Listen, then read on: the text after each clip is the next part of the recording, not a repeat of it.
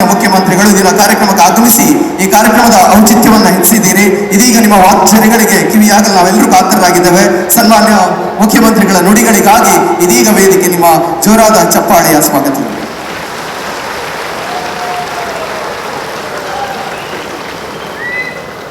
ಎಲ್ಲರಿಗೂ ನಮಸ್ಕಾರ.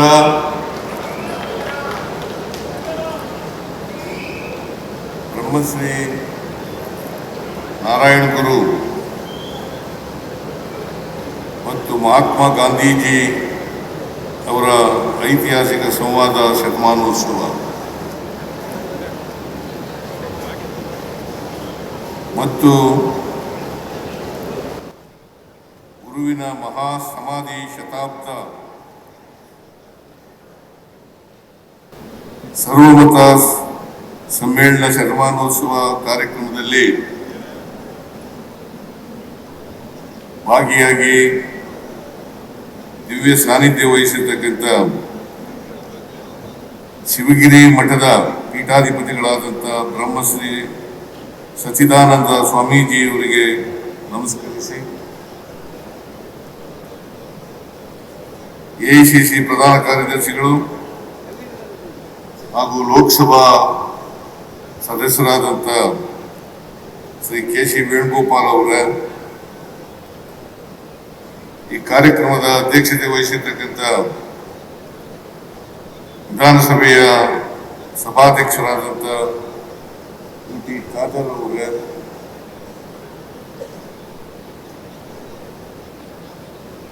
ಮಾಜಿ ಸಚಿವರು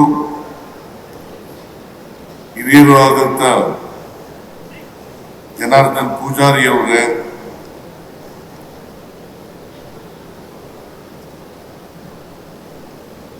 ದಕ್ಷಿಣ ಕನ್ನಡ ಜಿಲ್ಲಾ ಉಸ್ತುವಾರಿ ಸಚಿವರು ಆರೋಗ್ಯ ಸಚಿವರು ಆದಂಥ ದಿನೇಶ್ ಗುಂಡೂರಾವ್ ಅವರೇ,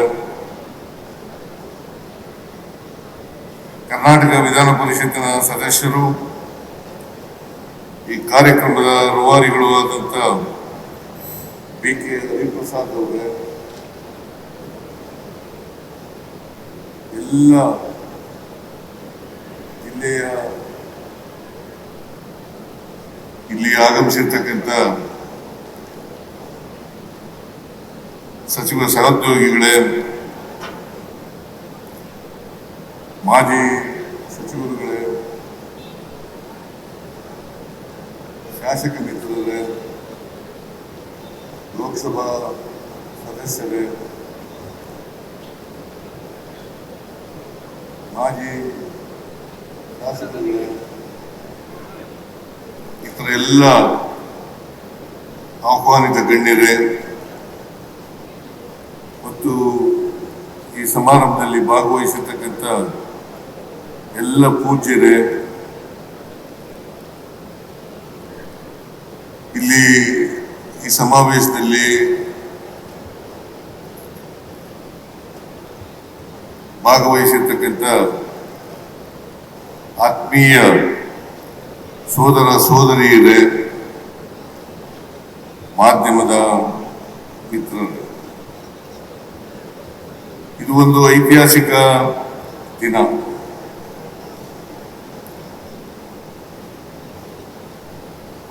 ಈ ದಿನವನ್ನ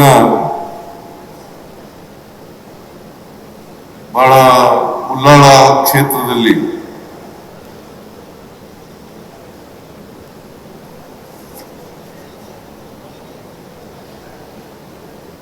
ಶಿವಗಿರಿ ಮಠ ಮತ್ತು ಮಂಗಳೂರು ವಿಶ್ವವಿದ್ಯಾನಿಲಯದ ಬ್ರಹ್ಮಶ್ರೀ ನಾರಾಯಣ ಗುರು ಅಧ್ಯಯನ ಪೀಠ ಇವರ ಆಶ್ರಯದಲ್ಲಿ ನಡೀತಾ ಇದೆ.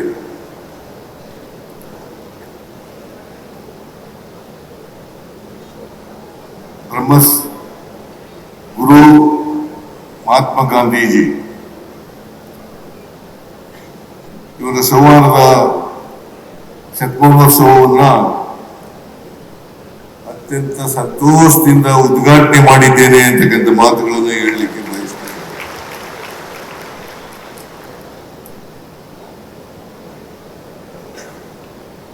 ಮತ್ತೆ ಸಂತೋಷದಿಂದ ಭಾಗವಹಿಸ್ತಾ ಇದ್ದೇನೆ.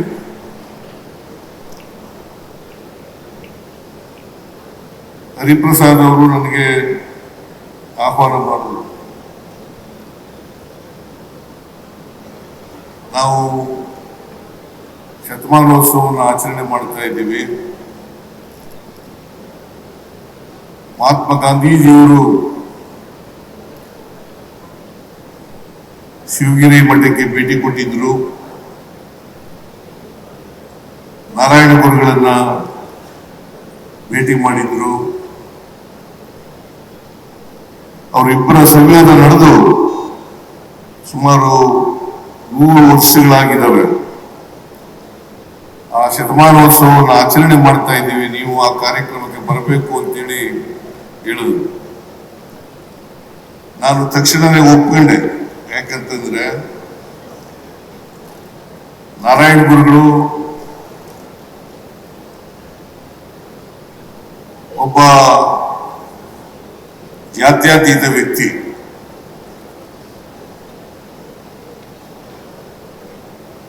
ಜೊತೆಗೆ ಇಡೀ ದೇಶದ ಜನರಿಗೆ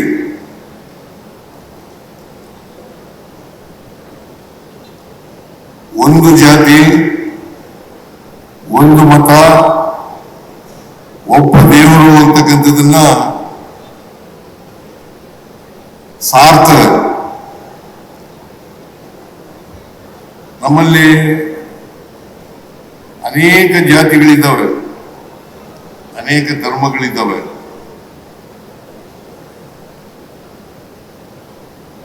ಇವರು ಒಂದೇ ಜಾತಿ, ಒಂದೇ ಧರ್ಮ, ಒಂದೇ ದೇವರು ಅಂತಕ್ಕಂಥದನ್ನ ನಮಗೆ ತಿಳಿಸ್ತಕ್ಕಂಥ ಪ್ರಯತ್ನವನ್ನ ಇಡೀ ಜೀವನದ ಉದ್ದಕ್ಕೂ ಕೂಡ ಮಾಡ್ತಾರೆ. ಅದಕ್ಕೋಸ್ಕರ ನಾನು ಈ ಕಾರ್ಯಕ್ರಮಕ್ಕೆ ತಕ್ಷಣವೇ ಒಪ್ಕೊಂಡು ಬಂದಿರ್ತಕ್ಕಂಥದನ್ನ ಮಾಡಿದ್ದೇನೆ. ಒಂದ್ಸಾರಿ ಸ್ವಾಮಿ ವಿವೇಕಾನಂದರು ಕೇರಳವನ್ನ ಹುಚ್ಚರ ಸಂತೆ ಅಂತ ಕರೀತಾರೆ. ಕಾರಣ ಯಾಕಪ್ಪ ಅಂತಂದ್ರೆ ಅಲ್ಲಿರ್ತಕ್ಕಂಥ ಜಾತಿ ವ್ಯವಸ್ಥೆ, ಅಲ್ಲಿರ್ತಕ್ಕಂಥ ಅಸ್ಪೃಶ್ಯತೆಯನ್ನು ನೋಡಿ ಒಂದು ಬೇಸರದಿಂದ ಈ ಮಾತುಗಳನ್ನ ಆಡ್ತಾರೆ. ಕೇರಳ ಒಂದು ಹುಚ್ಚರ ಸಂತೆ ಅಂತಕ್ಕಂಥದ್ದು. ಕೇರಳ ಒಂದೇ ಅಲ್ಲ, ಇಡೀ ದೇಶದಲ್ಲಿ ನಮ್ಮ ಜಾತಿ ವ್ಯವಸ್ಥೆ ಇದೆ ಅಂತಕ್ಕಂಥದ್ದನ್ನ ಅರ್ಥ ಮಾಡ್ಕೋಬೇಕಾಗ್ತದೆ. ಅದರಿಂದ ಹುಟ್ಟಿನಿಂದ ಯಾರು ಕೂಡ ಕೀಳಲ್ಲ, ಯಾರು ಮೇಲಲ್ಲ ಅಂತಕ್ಕಂಥದ್ದನ್ನ ನಾರಾಯಣ ಗುರುಗಳು ತಿಳಿಸ್ತಕ್ಕಂಥ ಪ್ರಯತ್ನವನ್ನ ಮಾಡ್ತಾರೆ. ಆದ್ರಿಂದ ನಾವೆಲ್ಲರೂ ಕೂಡ ಅರ್ಥ ಮಾಡ್ಕೋಬೇಕಾಗಿರ್ತಕ್ಕಂಥದ್ದು, ಗಾಂಧೀಜಿಯವರಾಗ್ಲಿ ನಾರಾಯಣ ಗುರುಗಳಾಗ್ಲಿ ಅವರ ಸಂವಾದ ಇದೆಯಲ್ಲ, ಆ ಸಂವಾದದಲ್ಲಿ ಅವರು ನಂಬಿದ್ದಂಥ ವಿಚಾರಗಳನ್ನ ಮಹಾತ್ಮ ಗಾಂಧೀಜಿಯವರ ಮುಂದೆ ಇಡ್ತಕ್ಕಂಥ ಪ್ರಯತ್ನವನ್ನು ಮಾಡ್ತಾರೆ. ಒಂದು ಮಾತನ್ನ ನಾವು ಅರ್ಥ ಮಾಡ್ಕೋಬೇಕಾಗ್ತದೆ.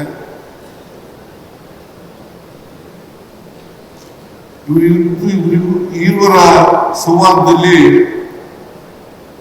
ಮಹಾತ್ಮ ಗಾಂಧೀಜಿಯವರು ಹೇಳ್ತಾರೆ, ನೋಡಿ ಅಲ್ಲಿ ಒಂದು ಮಾವಿನ ಮರ ಇದೆ, ಮಾವಿನ ಮರದ ಎಲೆಗಳು ಬೇರೆ ಬೇರೆ ರೂಪದಲ್ಲಿದ್ದಾವೆ,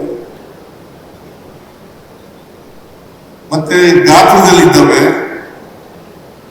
ಆದ್ರೆ ನಮ್ಮ ದೇಶದ ಧರ್ಮ ಮತ್ತು ಜಾತಿ ಇದೆಯಲ್ಲ, ಅದು ಕೂಡ ವೈವಿಧ್ಯತೆಗಳನ್ನ ಕಂಡಿದೆ ಅಂತಕ್ಕಂಥ ಮಾತುಗಳನ್ನ ಹೇಳ್ತಾರೆ. ಆದ್ರೆ ನಾರಾಯಣ ಗುರುಗಳು ಹೇಳ್ತಾರೆ ಒಂದು ಮಾತನ್ನ, ಆ ಎಲೆಗಳ ರಸ ಇದೆಯಲ್ಲ ಅದು ಒಂದೇ ರುಚಿಯಿಂದ ಕೂಡಿರ್ತಕ್ಕಂಥ ಎಲೆಗಳು, ಒಂದೇ ರುಚಿಯಿಂದ ಕೂಡಿದಂಥ ಎಲೆಗಳು. ಅದರಿಂದ ಮಾವಿನ ಎಲೆಗಳು ವಿವಿಧ ರೂಪದಲ್ಲಿರ್ಬೋದು, ಆದರೆ ರಸ ಮಾತ್ರ ಒಂದೇ ಅಂತಕ್ಕಂಥ ಮಾತುಗಳನ್ನು ಹೇಳ್ತಾರೆ. ಇನ್ನೊಂದು ಮಾತನ್ನ ಹೇಳ್ತಾರೆ ನಾರಾಯಣ ಗುರುಗಳು ಆ ಸಂವಾದದ ಸಂದರ್ಭದಲ್ಲಿ. ಏನಪ್ಪಾ ಅಂತಂದ್ರೆ, ಒಂದು ನಾಯಿ ಇನ್ನೊಂದು ನಾಯಿಯನ್ನ ಭೇಟಿ ಮಾಡಿದಾಗ ಅದಕ್ಕೆ ತಕ್ಷಣ ಗೊತ್ತಾಗ್ತದೆ ಇದು ನಾಯಿ ಜಾತಿ ಅಂತಕ್ಕಂಥದ್ದು ಗೊತ್ತಾಗ್ತದೆ. ಆದರೆ ಮನುಷ್ಯನಿಗೆ ಮನುಷ್ಯ ಎದುರಾದಾಗ ಆ ಭಾವನೆ ಬರೋದಿಲ್ಲ ಅಂತಕ್ಕಂಥ ಮಾತುಗಳನ್ನು ಹೇಳ್ತಾರೆ. ಯಾಕಂತಂದ್ರೆ ಮನುಷ್ಯ ನೀವು ಯಾವ ಜಾತಿಯವನು ಅಂತ ಕೇಳ್ತಾನೆ. ಮನುಷ್ಯನಾದರೂ ಕೂಡ ಮನುಷ್ಯತ್ವ ಇಲ್ಲದೆ ಮನುಷ್ಯತ್ವ ಬಿಟ್ಟು ನೀವು ಯಾವ ಜಾತಿಯವನು ಅಂತ ಕೇಳ್ತಾರೆ. ಇದು ಮಾತ್ರ ಕೇಳಿಸ್ತಾ ಇಲ್ವಾ?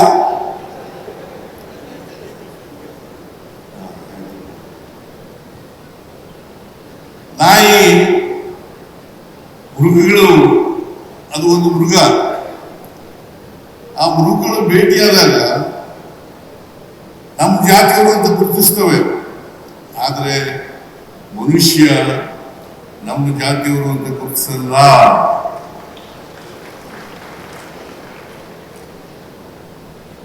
ಅದಕ್ಕೋಸ್ಕರ ನಾವು ತಿಳ್ಕೋಬೇಕು, ಜಾತಿ ಇದೆಯಲ್ಲ, ಯಾರು ಕೂಡ ಜಾತಿಯಿಂದ ದೊಡ್ಡವರು ಆಗಕ್ಕಾಗಲ್ಲ, ಜಾತಿಯಿಂದ ಕೀಳು ಇಲ್ಲ.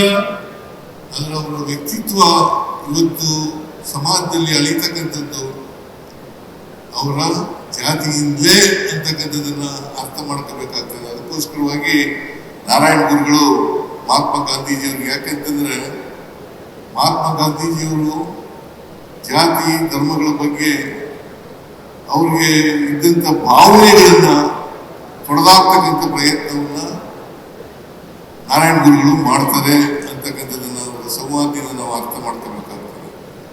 ನಮ್ಮ ಸಮಾಜದಲ್ಲಿ ಇರ್ತಕ್ಕಂಥ ಜಾತಿ ವ್ಯವಸ್ಥೆ ಇದೆಯಲ್ಲ, ಆ ಜಾತಿ ವ್ಯವಸ್ಥೆ ಚಲನೆ ಇರ್ತಕ್ಕಂಥ ವ್ಯವಸ್ಥೆ. ಅದಕ್ಕೋಸ್ಕರನೇ ಜಡತ್ವದಿಂದ ಕೂಡಿರ್ತಕ್ಕಂಥ ಜಾತಿ ವ್ಯವಸ್ಥೆ ಇದೆಯಲ್ಲ, ಈ ವ್ಯವಸ್ಥೆ ಬದಲಾವಣೆ ಆಗಬೇಕು ಅಂತಕ್ಕಂಥದ್ದನ್ನೇ ನಾವು ಕಾಣಲಿಕ್ಕೆ ಸಾಧ್ಯ ಆಗ್ತದೆ. ಈ ವ್ಯವಸ್ಥೆ ಬದಲಾವಣೆ ಆಗ್ಬೇಕಾದ್ರೆ ನಾವೆಲ್ಲರೂ ಕೂಡ ಮನುಷ್ಯರಾಗಿ ಬಾಳ್ತಕ್ಕಂಥ, ಮನುಷ್ಯತ್ವದಿಂದ ಕೂಡಿರ್ತಕ್ಕಂಥ ಸಮಾಜವನ್ನು ಕಟ್ಟತಕ್ಕಂಥ ಕೆಲಸವನ್ನು ಮಾಡಬೇಕು. ಒಮ್ಮೆ ರವೀಂದ್ರನಾಥ ಟ್ಯಾಗೋರ್ ಭೇಟಿ ಕೊಟ್ಟಿರ್ತಾರೆ ಇವರಿಗೆ ಇಲ್ಲಿಗೆ. ರವೀಂದ್ರನಾಥ ಟ್ಯಾಗೋರ್ ಅವರು ಶಿವಗಿರಿಗೆ ಭೇಟಿ ಕೊಟ್ಟಿರ್ತಾರೆ. ಆಗ ಅವ್ರು ಹೇಳ್ತಾರೆ, ಸಂದರ್ಶಕರ ಪುಸ್ತಕದಲ್ಲಿ ಬರೀತಾರೆ, ಏನಂತ ಬರೀತಾರೆ ಅಂತಂದ್ರೆ, ನಾನು ದೇಶ ಪರ್ಯಟನೆಯನ್ನು ಮಾಡಿದ್ದೇನೆ, ಆದರೆ ಇವ್ರಿಗಿಂತ ನಾರಾಯಣ ಗುರುಗಳಿಗಿಂತ ಶ್ರೇಷ್ಠರಾದಂಥ ಗುರುಗಳು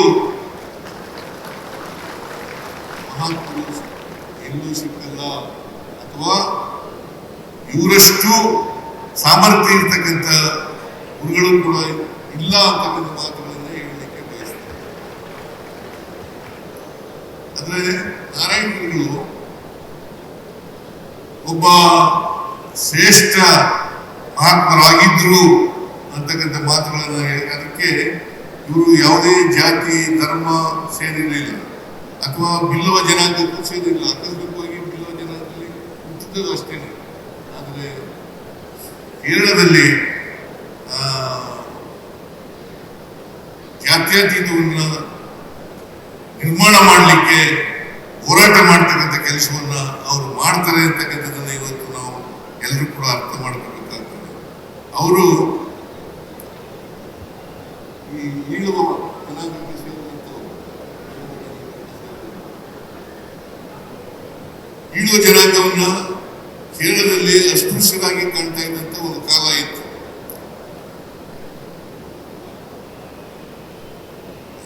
ಆ ಅಸ್ಪೃಶ್ಯತೆಯನ್ನು ತೊಡೆದಾಕ್ಲಿಕ್ಕೋಸ್ಕರವಾಗಿ ಪ್ರಯತ್ನವನ್ನ ನಾರಾಯಣ ಗುರುಗಳು ಮಾಡ್ತಾರೆ ಅಂತಕ್ಕಂಥದ್ದನ್ನ ಇವತ್ತು ನಾವು ಅರ್ಥ ಮಾಡ್ಕೋಬೇಕಾಗ್ತದೆ.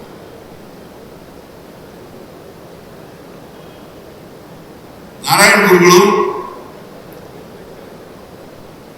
ಶಿವನ ದೇವಾಲಯವನ್ನ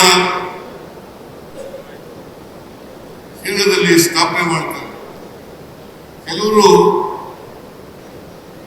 ಶಿವನ ದೇವಾಲಯ ಮಾಡಲಿಕ್ಕೆ ಅಸ್ಪೃಶ್ಯರಿಂದ ಮಾಡಬಾರದು ಅಂತಕ್ಕಂಥ ಕುಹುಕವಾದಂಥ ಮಾತುಗಳನ್ನ ಹೇಳ್ತಾರೆ. ಆಗ ನಾರಾಯಣ ಗುರುಗಳು ಹೇಳ್ತಾರೆ, ನಿಮ್ಮ ಶಿವನನ್ನ ನಾನು ಸ್ಥಾಪನೆ ಮಾಡಿಲ್ಲ, ನಮ್ಮ ಶಿವನನ್ನ ಸ್ಥಾಪನೆ ಮಾಡಿದ್ದೇನೆ ಅಂತಕ್ಕಂಥ ಮಾತುಗಳನ್ನು. ನಿಮ್ಮ ಶಿವನನ್ನ ಮಾಡಿಲ್ಲ, ನಮ್ಮ ಶಿವನನ್ನ ಮಾಡಿದ್ದೇವೆ. ಅದಕ್ಕೋಸ್ಕರನೇ ನೀವು ಯಾರೇ ನಿಮ್ಮ ಅವರ ದೇವಸ್ಥಾನಗಳಿಗೆ ನಿಮ್ಮನ್ನ ಅಸ್ಪೃಶ್ಯರು ಅನ್ನೋ ಕಾರಣಕ್ಕೋಸ್ಕರ ಬಿಡದೆ ಹೋದರೆ, ಪ್ರವೇಶ ಮಾಡದೆ ಹೋದರೆ, ಪ್ರವೇಶ ನಿಷೇಧ ಮಾಡಿದ್ರೆ, ದಯವಿಟ್ಟು ಅಲ್ಲಿ ದೇವಸ್ಥಾನಗಳಿಗೆ ಹೋಗ್ಬೇಡಿ. ಆ ದೇವಸ್ಥಾನಗಳಿಗೆ ಹೋಗ್ಬೇಡಿ. ನಿಮ್ಮದೇ ಆದಂತ ದೇವಸ್ಥಾನವನ್ನ ಮಾಡ್ಕೊಳ್ಳಿ. ನೀವೇ ಪೂಜಾರಿಗಳಾಗಿ ಅಂತೇಳಿ ಇಡೀ ದೇಶದ ಕೇರಳ ಮತ್ತು ಕರಾವಳಿ ಪ್ರದೇಶದಲ್ಲಿ ಸುತ್ತಾಡಿ ದೇವಸ್ಥಾನಗಳನ್ನು ಮಾಡ್ತಕ್ಕಂಥ ಕೆಲಸವನ್ನು ಮಾಡ್ತಾರೆ. ಅದರಿಂದ ಬಹಳ ಸರಳವಾಗಿ ಹೇಳ್ತಾರೆ ಅವರು, ಯಾವ ದೇವಸ್ಥಾನಕ್ಕೆ ನಿಮಗೆ ಬಿಡಲ್ಲ, ಪ್ರವೇಶ ಮಾಡಲ್ಲ, ಮಾಡ್ಲಿಕ್ಕೆ ಬಿಡಲ್ಲ, ಆ ದೇವಸ್ಥಾನಗಳಿಗೆ ಹೋಗಲೇಬೇಡಿ.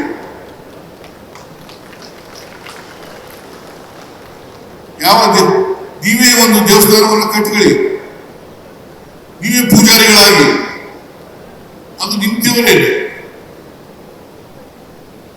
ಸೊ ಆ ಥರ ಮಾಡ್ತಕ್ಕಂಥದ್ದು ಬಹುಶಃ ಜಗತ್ತಿನಲ್ಲಿ ಇವರು ಒಂದು ಇತಿಹಾಸವನ್ನು ನಿರ್ಮಿಸಿದ್ದಾರೆ ಅಂತಕ್ಕಂಥ ಮಾತುಗಳನ್ನು ಹೇಳಲಿಕ್ಕೆ ಬಯಸ್ತಾ ಇದ್ದಾರೆ.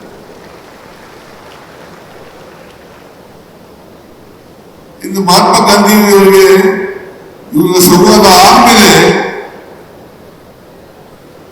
ಆದ್ಮೇಲೆ ಜಾತಿ ಮೇಲೆ ಇದ್ದಂತ ತಿಳುವಳಿಕೆ, ಧರ್ಮದ ಮೇಲೆ ಇದ್ದಂತ ತಿಳುವಳಿಕೆ ಅದು ಬದಲಾವಣೆ ಆಗ್ತದೆ ಅಂತಕ್ಕಂಥ ಮಾತುಗಳನ್ನು ಕೂಡ ನಾವು ನೋಡ್ಲಿಕ್ಕೆ ಸಾಧ್ಯ ಆಗ್ತದೆ. ಅದರಿಂದ ಈ ಸಂವಾದ ಇದೆಯಲ್ಲ, ಇದು ಒಂದು ಹಿಸ್ಟಾರಿಕಲ್ ಡಿಸ್ಕಷನ್. ಅದಕ್ಕೆ ನಾವು ಐತಿಹಾಸಿಕ ಸಂವಾದ ಅಂತ ಹೇಳಿ ಕರೆಯೋದು. ಈ ಸಂವಾದದ ನಾವೆಲ್ಲ ಅರ್ಥ ಮಾಡ್ಕೋಬೇಕಾಗಿರ್ತಕ್ಕಂಥದ್ದು, ಜಾತಿ ಹೋಗ್ಬೇಕು, ಧರ್ಮ ಹೋಗ್ಬೇಕು, ನಾವೆಲ್ಲರೂ ಕೂಡ ಮನುಷ್ಯರಾಗಿ ಬಾಳ್ತಕ್ಕಂಥ ಕೆಲಸವನ್ನು ಮಾಡ್ತೇವೆ. 1925ರಲ್ಲಿ ಮಹಾತ್ಮ ಗಾಂಧೀಜಿಯವರು ನಾರಾಯಣ ಗುರುಗಳನ್ನ ಭೇಟಿ ಮಾಡ್ತಾರೆ. ಆಮೇಲೆ 1931ರಲ್ಲಿ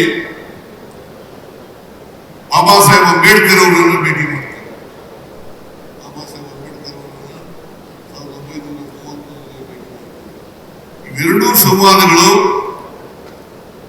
ಸಂವಾದಗಳು ಇತಿಹಾಸದ ಪುಟಗಳಲ್ಲಿ ಸೇರಿರ್ತಕ್ಕಂಥ ಐತಿಹಾಸಿಕ ಸಂವಾದಗಳು ಅಂತಕ್ಕಂಥದ್ದನ್ನು ನಾವು ಅರ್ಥ ಮಾಡ್ಕೋಬೇಕಾಗ್ತದೆ. ಅದಕ್ಕೆ ಬಾಬಾ ಸಾಹೇಬ್ ಅಂಬೇಡ್ಕರ್ ಅವರು ಸಂವಿಧಾನದಲ್ಲಿ ಧರ್ಮ ಸಹಿಷ್ಣುತೆ ಅಂತಕ್ಕಂಥ ಮಾತುಗಳನ್ನು ಹೇಳ್ತಾರೆ. ಸಹಬಾಳ್ವೆ, ಧರ್ಮ ಸಹಿಷ್ಣುತೆ, ಇದು ಪ್ರತಿಯೊಬ್ಬರಲ್ಲೂ ಕೂಡ ಇದು ಬೆಳಿಬೇಕು.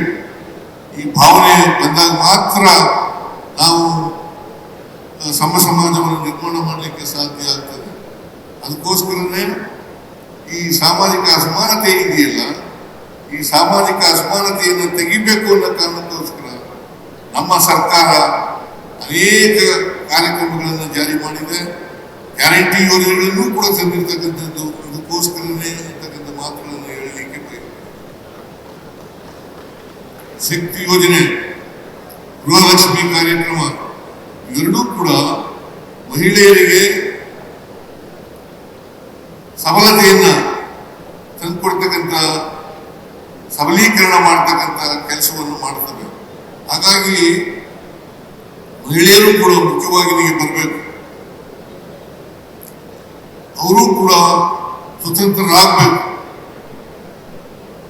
ಅವರು ಕೂಡ ಎಲ್ಲ ಸಂಕೋಲೆಗಳಿಂದ ಬಿಡುಗಡೆ ಆಗಬೇಕು ಅಂತಕ್ಕಂಥ ಕಾರಣಗಳಿಗೋಸ್ಕರ ಸಮಾನತೆಯ ತತ್ವದ ಅಡಿನಲ್ಲಿ ಅವರಿಗೆ ನಾವು ಈ ಕಾರ್ಯಕ್ರಮಗಳನ್ನು ರೂಪಿಸಿದ್ದೇವೆ. ಈ ಸಮಾಜದಲ್ಲಿ ಅಸಮಾನತೆ ಹೋಗದೆ ನಾವು ಸ್ವಾತಂತ್ರ್ಯ ಯಶಸ್ಸನ್ನು ಕಾಣಲಿಕ್ಕೆ ಅಸಾಧ್ಯ ಆಗ್ತದೆ. ಅದಕ್ಕೋಸ್ಕರ ಬಾಬಾ ಸಾಹೇಬ್ ಅಂಬೇಡ್ಕರ್ ಅವರು ಒಂದು ಮಾತನ್ನ ಹೇಳ್ತಾರೆ. ಅದೇನಪ್ಪಾ ಅಂತಂದ್ರೆ, ಸ್ವಾತಂತ್ರ್ಯ ಯಶಸ್ವಿ ಆಗ್ಬೇಕಾದ್ರೆ ಎಲ್ಲರಿಗೂ ಕೂಡ ಸಾಮಾಜಿಕ ಆರ್ಥಿಕ ನ್ಯಾಯ ಸಿಕ್ಕಿದಾಗ ಮಾತ್ರ ಸಾಧ್ಯ ಆಗ್ತದೆ. ಎಲ್ಲರೂ ಆರ್ಥಿಕವಾಗಿ ಸಬಲರಾಗಬೇಕು, ಎಲ್ಲರೂ ಸಾಮಾಜಿಕವಾಗಿ ಸಬಲರಾಗಬೇಕು, ಆಗ ಮಾತ್ರ ಸಾಧ್ಯ ಆಗ್ತದೆ. ಅದಕ್ಕೆ ನಾರಾಯಣ ಗುರುಗಳು ಕಂಡುಕೊಂಡಿದ್ದಂಥ ದಾರಿ ಏನಪ್ಪಾ ಅಂತಂದ್ರೆ, ಶಿಕ್ಷಣದಿಂದ ಮಾತ್ರ ವಿಮೋಚನೆ ಆಗಲಿಕ್ಕೆ ಸಾಧ್ಯ ಆಗ್ತದೆ. ಶಿಕ್ಷಣದಿಂದ ಮಾತ್ರ ವಿಮೋಚನೆ ಆಗಲಿಕ್ಕೆ ಸಾಧ್ಯ ಆಗ್ತದೆ. ಅದಕ್ಕೋಸ್ಕರ ಎಲ್ಲರೂ ಶಿಕ್ಷಣ ಪಡ್ತಾರೆ. ಶಿಕ್ಷಣ ದೊರಕಿದ್ರೆ ಸ್ವಾಭಿಮಾನಿಗಳಾಗಲಿಕ್ಕೆ ಸಾಧ್ಯ ಆಗ್ತದೆ. ಈ ಸ್ವಾಭಿಮಾನ ಬಂದಾಗಲೇ ನಾವು ಮನುಷ್ಯತ್ವವನ್ನು ಬೆಳೆಸಿಕೊಳ್ಳಲಿಕ್ಕೆ ಸಾಧ್ಯ ಆಗ್ತದೆ. ಸ್ವಾಭಿಮಾನ ಬಹಳ ಮುಖ್ಯ. ಅದಕ್ಕೋಸ್ಕರ ನಮ್ಮಲ್ಲಿ ಇಷ್ಟು ವರ್ಷ ಸ್ವಾತಂತ್ರ್ಯ ಬಂದು 79 ವರ್ಷಗಳಾಯ್ತು, ಸಂವಿಧಾನ ಬಂದು 75 ವರ್ಷ ಆಯ್ತು. ಇಷ್ಟು ವರ್ಷಗಳಾದರೂ ಕೂಡ ಇನ್ನೂ ಕೂಡ ನಮ್ಮಲ್ಲಿ ಗುಲಾಮಗಿರಿ ಮನಸ್ಥಿತಿಯಿಂದ ನಾವು ದೂರ ಆಗಿಲ್ಲ ಅಂತಕ್ಕಂಥದ್ದನ್ನು ಅರ್ಥ ಮಾಡ್ಕೋಬೇಕು. ಈಗ ಉದಾಹರಣೆಗೆ ಒಬ್ಬ ಮೇಲ್ಜಾತಿಯವನು, ಅವನು ಬಡವ ಆದರೂ ಕೂಡ ಅವನನ್ನು ಸ್ವಾಮಿ ಬುದ್ಧಿ ಅಂತ ಕರೀತೀವಿ. ಅದೇ ಒಬ್ಬ ದಲಿತ ಜಾತಿಯವನು ಶ್ರೀಮಂತನಾಗಿದ್ರು ಕೂಡ, ವಿದ್ಯಾವಂತನಾಗಿದ್ರು ಕೂಡ ಅವನನ್ನ ಸಿಂಗುಲರ್ನಲ್ಲಿ ಏಕವಚನದಲ್ಲಿ ಮಾತಾಡಿಸ್ತೀವಿ.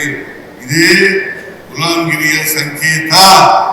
ಈ ಗುಲಾಮಗಿರಿಯ ಸಂಕೇತವನ್ನು ಎಲ್ಲಿವರೆಗೆ ನಾವು ಕಿತ್ತೆಸೆಯಕ್ಕೆ ಹೋಗಲ್ಲ, ಅಲ್ಲಿವರೆಗೆ ಸ್ವಾಭಿಮಾನ ಬರಲಿಕ್ಕೆ ಸಾಧ್ಯ ಇಲ್ಲ. ಇದನ್ನ ನಾರಾಯಣ ಗುರುಗಳು ಶಿಕ್ಷಣದ ಮಹತ್ವವನ್ನ ಸಾರಿ ಹೇಳ್ತಕ್ಕಂಥ ಕೆಲಸವನ್ನ ಮಾಡ್ತಾರೆ. ಅದಕ್ಕೋಸ್ಕರ ನಾವು ಶಿಕ್ಷಿತರಾಗಬೇಕು, ಸ್ವಾಭಿಮಾನಿಗಳಾಗಬೇಕು. ಸಂವಿಧಾನದಲ್ಲಿ ಹೇಳಿರ್ತಕ್ಕಂಥ ಧ್ಯೇಯೋದ್ದೇಶಗಳಿಂದವಲ್ಲ, ಸ್ವಾತಂತ್ರ್ಯ, ಸಮಾನತೆ, ಭ್ರಾತೃತ್ವ ಇವುಗಳನ್ನ ಬೆಳೆಸಿಕೊಳ್ತಕ್ಕಂಥ ಪ್ರಯತ್ನವನ್ನು ಮಾಡಬೇಕು. ಇದನ್ನೇ ಮಹಾತ್ಮ ಗಾಂಧೀಜಿಯವರು ಅವರ ಸ್ವಾತಂತ್ರ್ಯ ಹೋರಾಟದಲ್ಲಿ ಈ ವಿಚಾರಗಳನ್ನು ಇಟ್ಟುಕೊಂಡು ಜನರ ಮುಂದೆ ಸ್ವಾತಂತ್ರ್ಯವನ್ನು ಗಳಿಸತಕ್ಕಂಥ ಕೆಲಸವನ್ನು ಮಾಡ್ತಾರೆ. ಇವತ್ತು ನಾರಾಯಣ ಗುರುಗಳು ITI ಕೂಡ ಪ್ರಾರಂಭ ಮಾಡ್ತಾರೆ. ಇದು ಆಧ್ಯಾತ್ಮಿಕ ಜೊತೆ ಆಧ್ಯಾತ್ಮಿಕ ಅಷ್ಟೇ ಇದಾಗಿರಲಿಲ್ಲ, ITI ಕೂಡ ಸ್ಥಾಪನೆ ಮಾಡ್ತಾರೆ. ITI ಯಾಕೆ ಮಾಡ್ತಾರೆ ಅಂತಂದ್ರೆ, ಅಸ್ಪೃಶ್ಯರು, ಜಾತಿನಲ್ಲಿ ಕೆಳ ಜಾತಿಯವರು ಅವರು ಕೂಡ ಆರ್ಥಿಕವಾಗಿ ಸಬಲರಾಗಬೇಕು. ಅವರು ಆದಾಗ ಮಾತ್ರ ಸಾಧ್ಯ ಆಗ್ತದೆ. ಅದಕ್ಕೋಸ್ಕರ ನೀವು ಕೈಗಾರಿಕೆಗಳನ್ನು ಸ್ಥಾಪಿಸಿ ಅಂತ ಹೇಳಿ ಎಲ್ಲ ಅಸ್ಪೃಶ್ಯ ಜನಾಂಗದವರಿಗೆ, ದಲಿತರಿಗೆ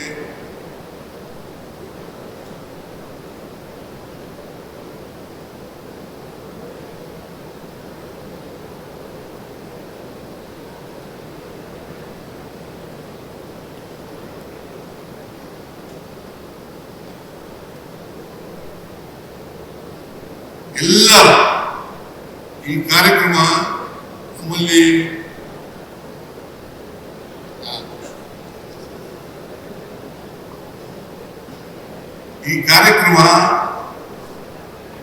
ಯಶಸ್ವಿ ಆಗಲಿ. ಈ ಕಾರ್ಯಕ್ರಮವನ್ನ ನಾವೆಲ್ಲ ಜಿಲ್ಲೆಗಳಲ್ಲೂ ಕೂಡ ಈ ತರದ ನಾರಾಯಣ ಗುರು ಇವತ್ತು ನಾರಾಯಣ ಗುರು ಜನ್ಮದಿನವನ್ನ ಆಚರಣೆ ಮಾಡಲಿಕ್ಕೆ ತೀರ್ಮಾನ ಮಾಡಿದ್ದು ನಮ್ಮ ಸರ್ಕಾರ 2016 2016ರಲ್ಲಿ ನಾವು ಆದೇಶ ಮಾಡಿದೆವು. ಆದೇಶ ಮಾಡಿದ ಮೇಲೆ ಉದ್ದೇಶ ಏನಪ್ಪಾ ಅಂತಂದ್ರೆ ನಾರಾಯಣ ಗುರುಗಳ ಸಂದೇಶ ಎಲ್ಲ ಜನರನ್ನು ಕೂಡ ತಲುಪಬೇಕು, ಜಾತಿ ವ್ಯವಸ್ಥೆ ಹೋಗ್ಬೇಕು, ಧರ್ಮ ವ್ಯವಸ್ಥೆ ಹೋಗ್ಬೇಕು. ನಾರಾಯಣ ಗುರು ಹೇಳಿದಂತ ಸಂದೇಶ ಇದೆಯಲ್ಲ ಅದು ಎಲ್ಲರ ಮೇಲೂ ಕೂಡ ಪರಿಣಾಮ ಆಗಲಿ ಅಂತಕ್ಕಂಥ ಕಾರಣಕ್ಕೋಸ್ಕರ ಎಲ್ಲ ಜಿಲ್ಲೆಗಳಲ್ಲಿ ಎಲ್ಲ ತಾಲೂಕುಗಳಲ್ಲಿ ನಾರಾಯಣ ಗುರುಗಳ ಜಯಂತಿಯನ್ನು ಆಚರಣೆ ಮಾಡ್ತಕ್ಕಂಥ ಕೆಲಸವನ್ನ ನಮ್ಮ ಸರ್ಕಾರ ಮಾಡ್ತದೆ ಅಂತಕ್ಕಂಥ ಮಾತುಗಳನ್ನ ಹೇಳಲಿಕ್ಕೆ ಬಯಸ್ತಾ ಸಚ್ಚಿದಾನಂದ ಸ್ವಾಮೀಜಿಯವರು ಒಂದು ಮನವಿಯನ್ನು ಮಾಡಿದ್ದಾರೆ. ದಕ್ಷಿಣ ಕನ್ನಡ ಜಿಲ್ಲೆಯಲ್ಲಿ ಅಥವಾ ಉಡುಪಿ ಜಿಲ್ಲೆಯಲ್ಲಿ 5 ಎಕರೆ ಜಮೀನನ್ನು ಕೊಡಬೇಕು ಅಂತ ಹೇಳಿದ್ದಾರೆ. ನಾನು ಅವ್ರಿಗೆ ಆಗಲೇ ಹೇಳಿದ್ದೇನೆ, ನಮ್ಮ ಹರಿಪ್ರಸಾದ್ ಅವರು ಅಥವಾ ಸ್ನೇಹಿತರು ಎಲ್ಲಿ 5 ಎಕರೆ ಸಿಗ್ತದೆ ಅಂತೇಳಿ ಇದನ್ನ ಐಡೆಂಟಿಫೈ ಮಾಡಲಿ, ಗುರುತು ಮಾಡಲಿ. ನಾನು 5 ಎಕರೆ ಜಮೀನನ್ನ ಶಿವಗಿರಿ ಮಠ ಅದರ ಬ್ರಾಂಚ್ ಮಠವನ್ನ ಇಲ್ಲಿ ಸ್ಥಾಪನೆ ಮಾಡಲಿಕ್ಕೆ 5 ಎಕರೆ ಜಾಗವನ್ನ ನಮ್ಮ ಸರ್ಕಾರ ಕೊಡ್ತದೆ.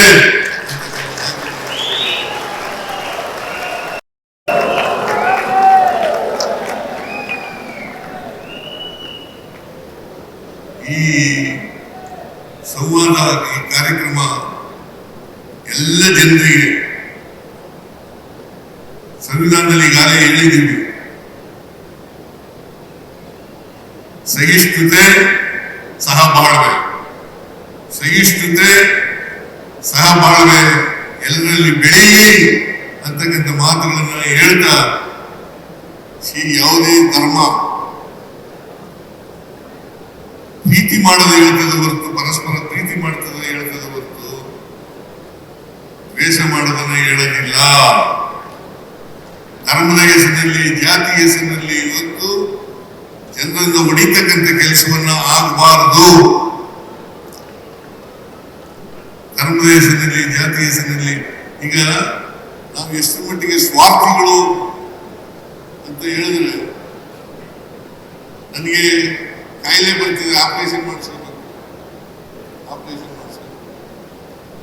ಆಪರೇಷನ್ ಮಾಡಿಸ್ಕೊಳ್ಳುವಾಗ ನನ್ನ ಜಾತಿಗೆ 3 ಜಾತಿಯವರನ್ನೇ ರಕ್ತ ಬೇಕು ಅಂತ ಕೇಳ್ತೀನ. ಆಗ ದಲಿತರದ್ದು ರಕ್ತ ಇರಲಿ, ಮುಸಲ್ಮಾನರ ರಕ್ತ ಇರಲಿ, ಕ್ರಿಶ್ಚಿಯನ್ ರಕ್ತ ಇರಲಿ, ಹಿಂದೂಗಳ ರಕ್ತ ಇರಲಿ, ಮರಾಠ ರಕ್ತ ಇರಲಿ, ಯಾವುದೇ ರಕ್ತ ಆದ್ರೂ ಕೂಡ ಶರೀರ ತಗೋತೀನಿ.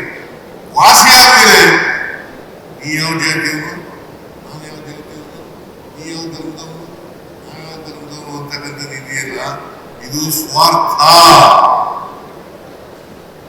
ಇದನ್ನ ಬಿಡಬೇಕು.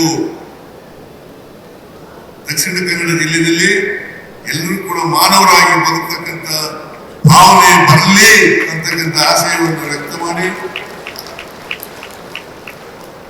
ಇದು ಉಲ್ಲಾಳದಲ್ಲಿ ದಕ್ಷಿಣ ಕನ್ನಡ ಜಿಲ್ಲೆಯಲ್ಲಿ ಈ ಸಂವಾದದ ಶತಮಾನೋತ್ಸವ ಕಾರ್ಯಕ್ರಮ ನಡೆದಿರ್ತಕ್ಕಂಥದ್ದು ಸರಿಯಾಗಿದೆ ಅಂತಕ್ಕಂಥ ಭಾವನೆಯಲ್ಲಿ ವ್ಯಕ್ತ ಮಾಡ್ತಕ್ಕಂಥ.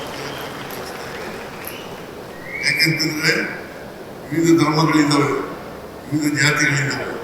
ನಾವೆಲ್ಲರೂ ಕೂಡ ವಿವಿಧತೆಯಲ್ಲಿ ಏಕತೆ ಎಂದು ಕಾಣ್ತಕ್ಕಂಥ ಕೆಲಸವನ್ನು ಮಾಡಬೇಕು.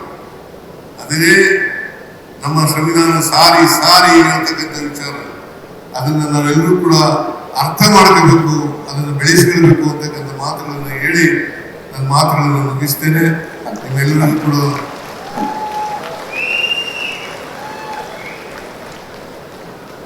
ನಾರಾಯಣ ಗುರು ಮತ್ತು ಮಹಾತ್ಮ ಗಾಂಧೀಜಿಯವರ ಸಂವಾದದ ಶತಮಾನೋತ್ಸವದ ಶುಭಾಶಯಗಳನ್ನು ಕೋರಿ ನನ್ನ ಮಾತುಗಳನ್ನು ಮುಗಿಸ್ತೇನೆ. ಜೈ ಹಿಂದ್, ಜೈ ಕರ್ನಾಟಕ, ಜೈ ಸಂವಿಧಾನ. ನಿಖರ ಸುದ್ದಿ, ಸದಭಿರುಚಿಯ ಕಾರ್ಯಕ್ರಮ. ನೀವು ನೋಡ್ತಾ ಇದ್ದೀರಾ ಕಹಳೆ ನ್ಯೂಸ್, ಸಮಾಜದ ಜಾಗೃತಿಗಾಗಿ ವಸ್ತುನಿಷ್ಠ ವರದಿ.